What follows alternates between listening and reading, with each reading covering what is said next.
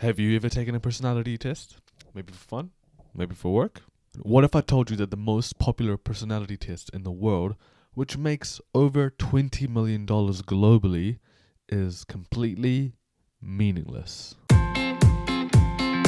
That's right, I'm talking about the Myers Briggs Personality Test, which is probably a bigger scam than pyramid schemes. The test has 16 categories, and you have to go through 93 questions for it to tell you which category you belong to. But before I tell you why it's broken, why it makes no sense, let me tell you where it came from and how it was created. In the 1920s, a woman called Catherine Bridges was reading a psychology book on personalities by Carl Jung, and they were like, oh yeah, I think I get this. And then they created a personality test. That's it. That's literally it. So why is this test so unreliable? For one, when people take the test multiple times, their outcome, what category they belong to, changes at least half the time. And before you say, but Harris, whenever I take the test, I get the same results every time. Yeah, cool.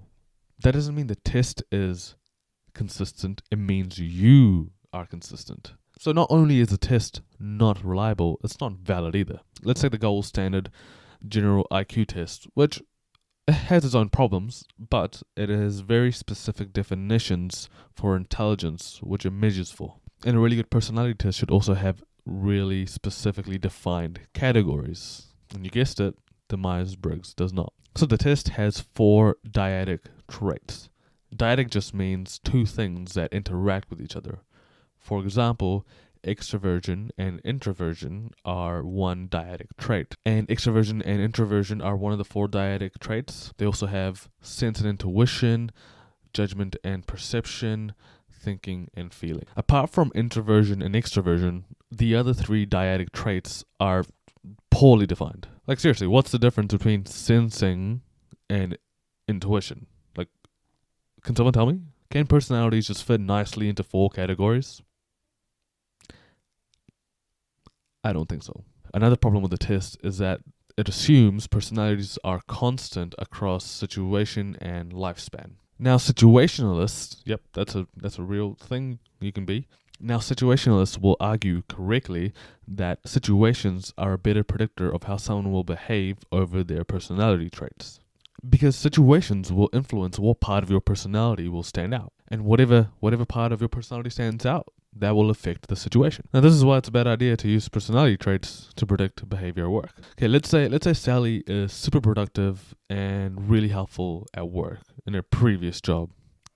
Now she got a new job, and unfortunately her boss is a bit of a douchebag and her colleagues are just drama mills for days. And Sally is no longer as helpful and as productive as she once was in her previous job. In fact, she's seen as a bit dismissive and unattentive. Her personality changed based on the situation. But as soon as she goes home, hangs out with her friends, she's fine. She's like still really helpful with other shit. But it's just in that situation at work where she's not. Most psychologists look at personalities more in line with situationalists. Instead of having personality traits, you have personality states. Okay, so is the Myers-Briggs test good for anything? Yeah, it's about as good as a BuzzFeed astrology quiz at this point. And it's crazy that so many companies use this test on a regular basis. Also, side note, if you are applying for a job and they give you a Myers-Briggs personality test, a quick hack is to answer it in the way that is best suited